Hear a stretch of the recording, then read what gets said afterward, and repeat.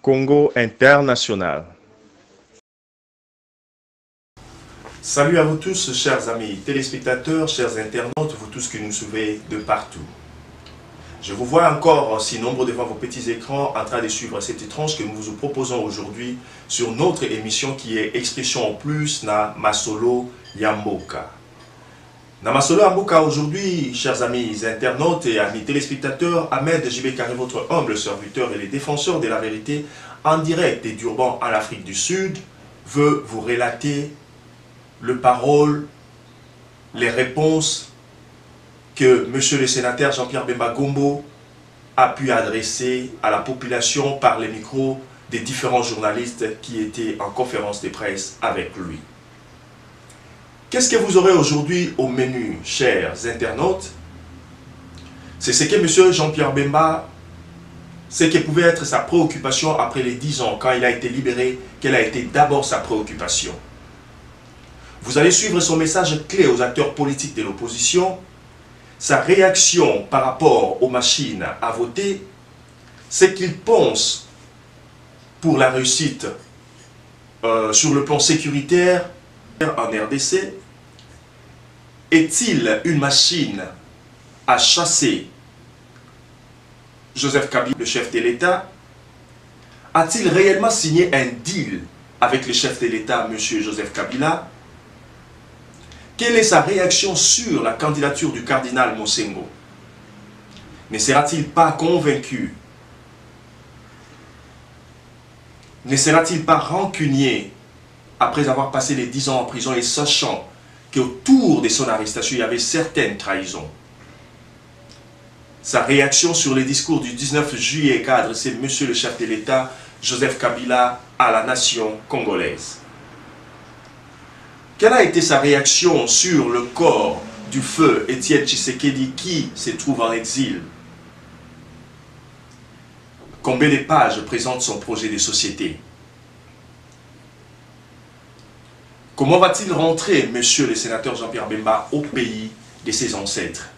C'est ce que vous allez suivre dans notre tranche d'aujourd'hui, chers amis téléspectateurs. Mais avant d'aller dans le bain de notre émission, je vous propose de suivre cette adresse de Madame Ève Bazaïba adressée à la population pour, ou bien sur, les retours de monsieur Jean-Pierre Bemba Gombo. Et nous allons nous retrouver tout à l'heure. Congo International. Le mouvement de libération du Congo a l'insigne honneur de porter à la connaissance de l'opinion qu'il a plu à Dieu Tout-Puissant, après 10 ans d'absence au pays, de permettre le retour du sénateur Jean-Pierre Bemba Gombo, président national du MLC, sur sa terre natale, la terre de ses ancêtres, la République démocratique du Congo, ce mercredi 1er août 2018 par l'aéroport international de Djili. À cet effet, le MLC invite la population congolaise, particulièrement les Quinoises et Quinois, à lui réserver un accueil chaleureux dans la paix et l'allégresse. Avec Dieu, nous vaincrons. Congo International. Oui, chers amis téléspectateurs, je pense que vous avez suivi cette séquence et vous avez vu commenter ce que Madame Ève Bazaïba a pu adresser un mot à la nation, un communiqué qu'elle a fait passer pour nous dire que non, voilà, monsieur le sénateur Jean-Pierre Bemba Gombo retourne déjà au pays, c'est 1er août 2018. Comment est-ce que nous allons faire? Nous allons vous présenter notre tranche d'aujourd'hui. Je vais seulement vous laisser, vous, avec les questions et les réponses du monsieur le sénateur Jean-Pierre Bemba, et nous allons nous retrouver dans un moment donné. Merci.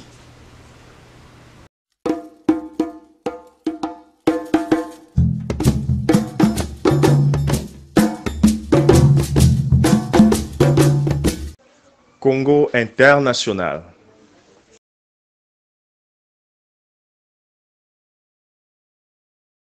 Voilà, je vous remercie d'être venus nombreux. Beaucoup d'entre vous ont sollicité depuis le 9 juin de pouvoir m'interviewer. Je n'ai pas voulu pour des raisons... Après 10 ans, je voulais d'abord passer plus de temps d'abord avec ma famille et puis également surtout être à l'écoute. Aujourd'hui, comme vous avez appris, à une semaine de mon retour au pays, j'ai voulu répondre à vos sollicitations qui étaient nombreuses et je me tiens à votre disposition sur l'ensemble des questions que vous pourrez poser, sur ce que vous jugez à votre niveau utile de connaître. Donc, essayons, je vais vous donner le temps qu'il faut, donc j'espère que tout le monde pourra poser ses questions. Je suis ici à votre disposition, donc peut-être qu'on pourrait commencer comme ça, de la droite vers la gauche, ou alors de la gauche vers la droite.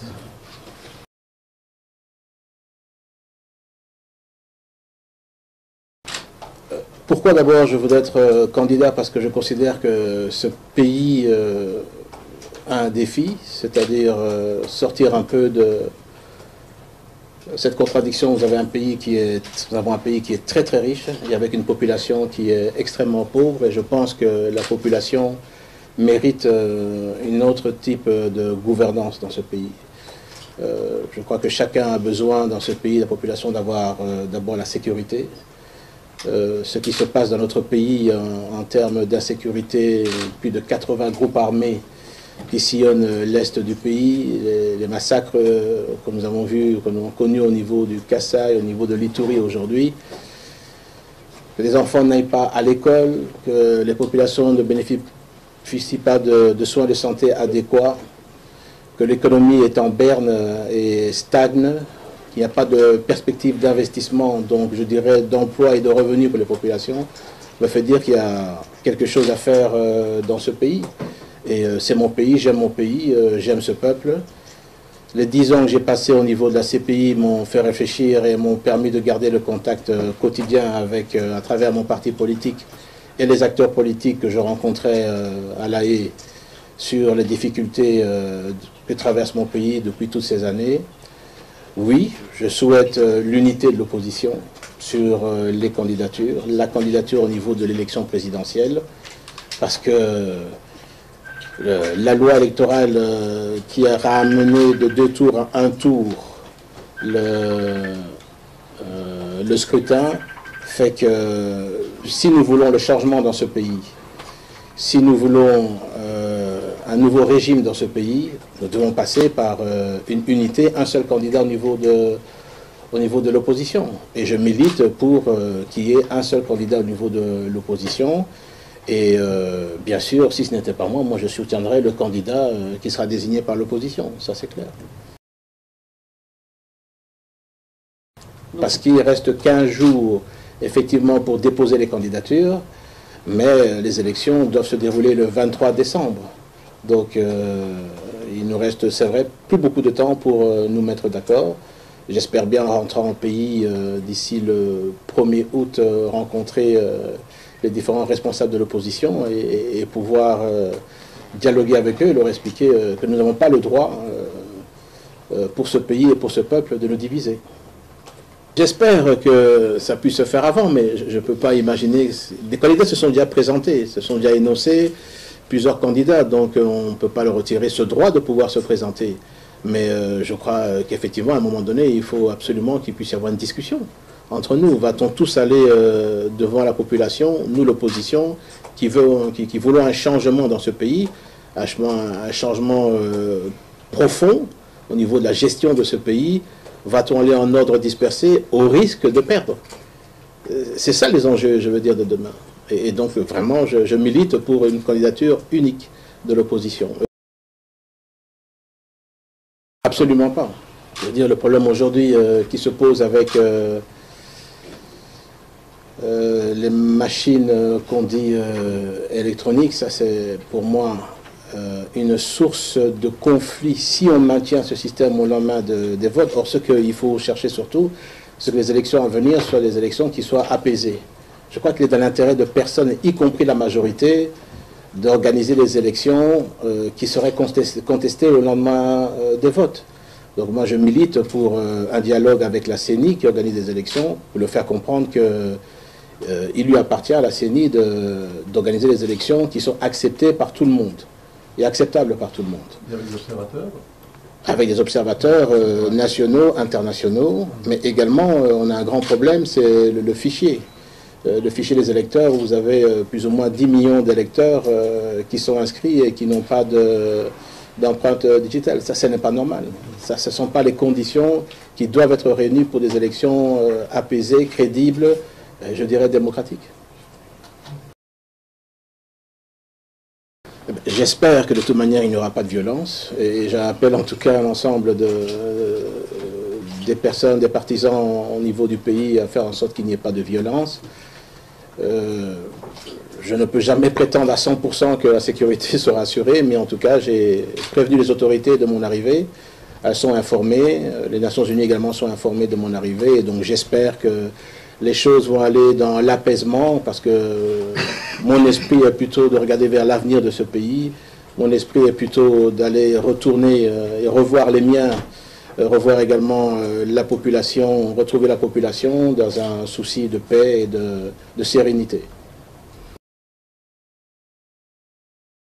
Depuis 2003, le MLC a quitté donc son statut de mouvement politico-militaire, s'est inscrit comme parti politique jusqu'à aujourd'hui. Donc la question des armes a été résolue définitivement au juillet 2003, lorsque nous avons rejoint et nous avons réunifié le pays, réunifié les armées, réunifié l'administration. Et aujourd'hui, pour nous, c'est le combat, il est démocratique et je ne pense qu'un combat au niveau des urnes, s'il doit y avoir combat. Nous aurons tous les moyens que le droit nous offre, c'est-à-dire d'aller en justice, de porter ça au niveau tant national qu'international et de faire valoir nos droits à ce niveau-là. C'est ça également la partie du combat. D'abord, il n'y a pas de deal entre Joseph Kabila et moi-même. Là, vraiment, je suis formel. Je ne sais pas d'où viennent ces rumeurs. On appelle ça aujourd'hui des fake news. Je ne sais pas quel genre de deal aussi il pourrait y avoir au niveau de ça. Joseph Kabila est en fin de mandat. Il a fait ses 2 mandats. Je ne vois pas quel genre de deal il pourrait y avoir. Nous sommes le seul parti qui n'a pas participé à aucun gouvernement de Joseph Kabila, le MLC en tout cas, ce qui montre clairement notre démarcation vis-à-vis de la politique de notre pays, c'est qu'on n'est pas mêlé à la gestion, je veux dire, de ces 10 dernières années. Je ne vois pas très bien pourquoi soudain, aujourd'hui, à la veille des élections, il pourrait y avoir un deal entre Joseph Kabila et moi-même. Non, je n'ai reçu aucun coup de fil de Kabila et même aucun coup de fil d'un proche de Kabila. Donc, je n'attendais pas d'ailleurs un coup de fil non plus, mais je n'ai pas reçu.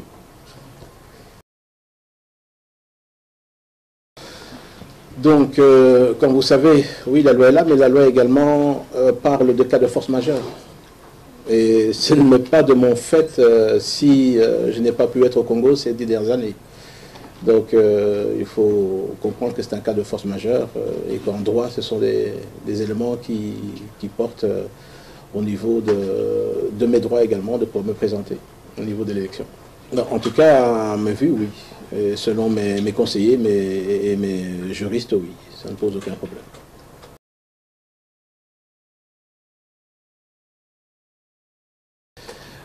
En ce qui concerne la candidature de Monseigneur Mosengo, vraiment, je ne sais pas d'abord si c'est vraiment sérieux, mais il lui appartient de dire s'il est candidat ou pas. Il a jusqu'au 8 août, mais je n'ai aucune indication pour le moment qui me confirme qu'il serait candidat. Donc je ne voudrais pas supputer sur des rumeurs.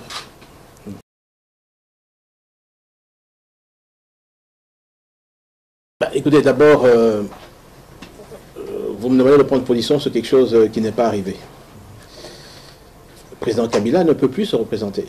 La Constitution est claire. Les accords de la Saint-Sylvestre qui ont été signés au niveau de la Sainte-Co est très clair aussi, les engagements sont clairs. Donc je ne vois pas très bien comment est-ce qu'on pourrait aller au-delà de ça, et je n'ai pas encore entendu formellement le président Kabila dire qu'il va se présenter. Donc pour moi, la Constitution est là, et j'ai toujours entendu qu'elle va être respectée. Chers amis téléspectateurs, je veux encore vous proposer cette séquence. Je pense que vous avez suivi comment est-ce que M. Jean-Pierre Bemba a pu répondre à certaines questions qui ont été nos préoccupations à nous, la population congolaise, par rapport à tout ce qui se passe sur la scène politique dans notre pays et aussi concernant son retour dans notre pays. Mais alors, chers amis téléspectateurs, il y a eu une intervention d'un des cadres de la majorité présidentielle, et c'est ce que je vais vous proposer tout à l'heure. Et vous suivrez aussi la réponse de M. Jean-Pierre Bemba par rapport à cette réaction, pour dire que non, voilà, si aujourd'hui Joseph Kabila c'est maintenant au pouvoir par force, que se passera-t-il? Je ne veux pas mettre les paroles dans sa bouche, mais j'aimerais que lui-même puisse s'exprimer, et nous allons nous retrouver. Congo International. Joseph Kabila sera candidat aux élections de décembre 2018. Pourquoi? En 2006, il y a eu élection avec 2 tours. En 2011, élection à un seul tour. Nous, respectueux de la Constitution, c'est la Constitution qui avait changé de 2 à 1 tour. Ok? Donc, pour nous, Kabila sera candidat parce que les premiers mandats, c'était pour 2 tours, c'est la Constitution.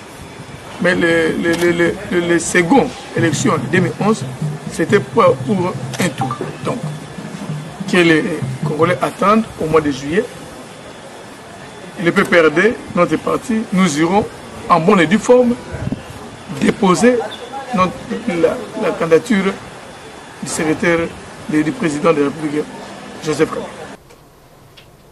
Eh bien, ce serait un désastre pour le pays.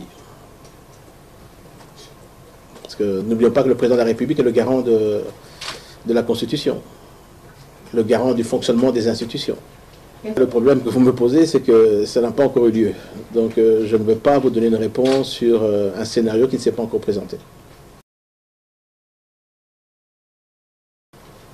Je pense que je vais réserver la primeur des atouts au niveau de l'opposition, si vous comprenez. J'ai une certaine expérience au niveau du pays. C'est vrai qu'au niveau du pays, j'ai une expérience au niveau de la gestion de la sécurité, au niveau d'un territoire, au niveau de la gestion, je veux dire, des affaires de l'État en tant que vice-président. Je voudrais plutôt réserver les arguments au niveau de l'opposition, et ce ne doit pas être un débat personnel. Je pense que ce sera un débat d'abord structurel, de savoir d'abord quel est le programme que l'opposition veut amener demain. Et ça, j'ai un programme à présenter, je ne sais pas aussi où est-ce qu'il est là.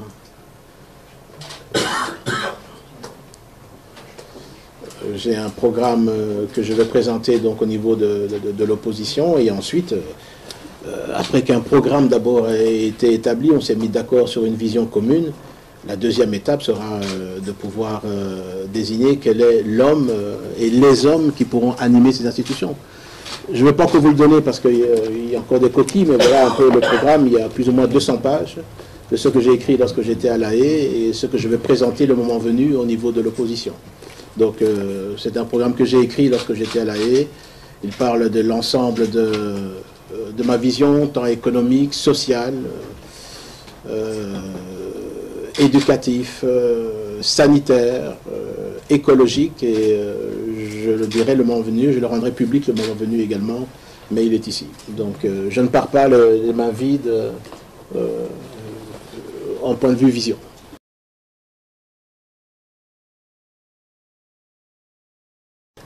Vous savez, 10 ans que vous faites effectivement dans ces conditions, ça change un homme. Ça vous permet de réfléchir d'abord sur vous-même. Ça permet également de pouvoir réfléchir sur les causes que vous militez et que vous servez. Évidemment que Jean-Pierre Bemba, je ne suis pas le même homme que j'étais il y a 10 ans. Bon, j'ai 10 ans de plus, 10 ans peut-être d'une autre expérience également, une autre réflexion également que je me suis fait, dans le recul que j'ai pu reprendre, oui.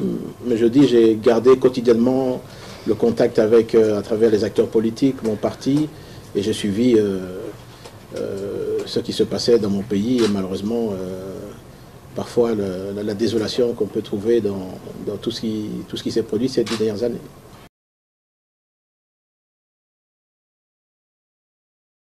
Pourquoi pas? En vertu de quoi?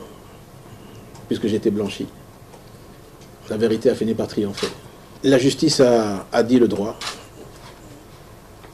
Des juges professionnels, des juges honnêtes, des juges ont dit le droit. Et pour moi, je veux dire, je n'ai rien à rajouter. Ça, je ne sais pas. Vous le savez peut-être, moi je ne sais pas. En tout cas, je ne me suis battu que sur le plan juridique, judiciaire, et la justice a été dite. Ah non, ça d'abord, je ne sais pas vous confirmer si des personnes ont témoigné contre moi et qui étaient avec moi. Mais ce que je peux vous dire, en tout cas, c'est que mon retour au pays est sans idée de rancune ou de vengeance, ou sans amertume, en tout cas. Ça, je peux vous dire. Je regarde vers le passé, en ayant mis un terme et un trait à tout ce qui a pu arriver comme vous dites, de trahison, de changement. Vous savez, dans la vie politique, ce sont des choses qui arrivent, et pas simplement en RDC. Mais moi, je regarde sur l'avenir de ce pays surtout, et ma vision est tournée vers l'avenir. Et je veux dire, le passé, vraiment, n'a plus beaucoup de place dans ma mémoire. Et puis vous en rendez compte, on s'est abstenu au niveau du MLC de participer à un gouvernement quelconque. On s'est contenté de pouvoir remettre les uns les autres dans le droit en faisant respecter la Constitution. Et nos débats, les personnes du MLC qui ont participé, qui ont eu à participer dans ce dialogue, étaient de rappeler aux uns aux autres la Constitution. Malheureusement, on regrette une fois de plus que ces accords n'ont pas été respectés. Mais nous le disions avant. Nous étions ceux qui le disions avant. C'est pour ça que à un moment donné, on a été critiqué parce qu'on ne voulait pas participer. Mais la raison pour laquelle nous n'avions aucune garantie sur la réalisation de ces accords. Nous avions beaucoup de doutes et aujourd'hui, l'avenir nous donne raison. L'opposition s'est réunie et a sorti un communiqué hier à ce sujet. Nous regrettons que dans tous les éloges que le président de la République a évoqués sur les réalisations, qu'il y a un contraste avec la misère de la population. Il y a un véritable contraste avec ce que vit le peuple congolais au quotidien. On nous a parlé de construction de routes, mais ce que je sais, c'est que à l'intérieur du pays, les routes, la majorité des routes ne sont pas praticables. Au niveau sanitaire, je pense que ceux qui sillonnent l'intérieur du pays se rendent compte qu'il y a beaucoup de problèmes au niveau de la fourniture en médicaments et en équipements des installations hospitalières sanitaires. Au niveau éducatif, vous savez que les enfants, nous avons un taux d'analphabétisation qui est très élevé au niveau du pays, ce qui fait que tous les enfants ne vont pas à l'école, et ça c'est déplorable. Pour moi, je ne peux pas considérer qu'un enfant de 6 ans, 7 ans, 8 ans, 10 ans, 15 ans soit dans la rue. Un enfant doit pouvoir être à l'école et doit avoir l'obligation de pouvoir aller à l'école. Donc, lorsque j'entends ce discours, j'ai l'impression que c'est deux mondes différents entre ce que nous vivons en termes de sécurité. Lorsque je reprends un peu le désastre qu'il y a eu au Kasaï dernièrement, à l'Ituri en ce moment, au niveau du Kivu, pratiquement Beni, Butembo, et le Bas-Congo aussi, et qu'on me parle que la sécurité est rétablie, j'ai quelques doutes sérieux à avoir là-dessus. Le Rwanda est un pays voisin à la RDC. Nous sommes, comme 9 autres pays de la RDC, nous sommes condamnés à pouvoir, entre guillemets, vivre ensemble. Et je comprends les préoccupations du Rwanda qui est d'ordre sécuritaire vis-à-vis des groupes armés rwandais qui se trouvent sur nos territoires. Mais je pense que là-dessus, il faut continuer le dialogue avec le Rwanda. On ne peut pas le stopper. Et il faudrait, dans ce cadre de ce dialogue, que la RDC aussi mette sur la table ce qu'elle considère être ses préoccupations vis-à-vis du Rwanda. Ce sont les préoccupations de la RDC. Ce sont ça aussi les préoccupations du RDC. Comme le Rwanda, ses préoccupations sont d'ordre sécuritaire. Donc il faut continuer à dialoguer avec le Rwanda et nous sommes condamnés à vivre ensemble. On compte arriver à Kinshasa le 1er août, le mercredi 1er août, dans la matinée, par un avion. Privé. Privé. Voilà. Dans un avion privé. Congo International. Oui, chers amis téléspectateurs, je vous remercie parce que vous aviez été nombreux devant vos petits écrans, devant vos postes téléviseurs et aussi à vous tous qui nous avez suivis à travers l'Internet ou bien le YouTube ou bien dans notre site Internet. Vous pouvez réagir. Répondez à cette question que nous vous posons aujourd'hui. Nous vous posons la question de savoir, est-ce que M. Jean-Pierre Bemba Gombo a-t-il la carrure de celui qui peut diriger la RDC après Kabila? C'est la question que nous allons vous demander de nous répondre en commentant sur notre chaîne YouTube qui est Congo International. Je veux vous voir si nombreux vous abonner. Je veux vous voir commenter, je veux aussi vous voir partager nos liens à vos contacts afin que nous rendions ce travail parfait. Merci. Et je dis aussi grand merci à celui qui était derrière la caméra, Martis Chamala. Nous allons nous retrouver dans notre prochaine tranche, les 5 vérités de M. Steven Smart, le visionnaire de la jeunesse congolaise. Au revoir.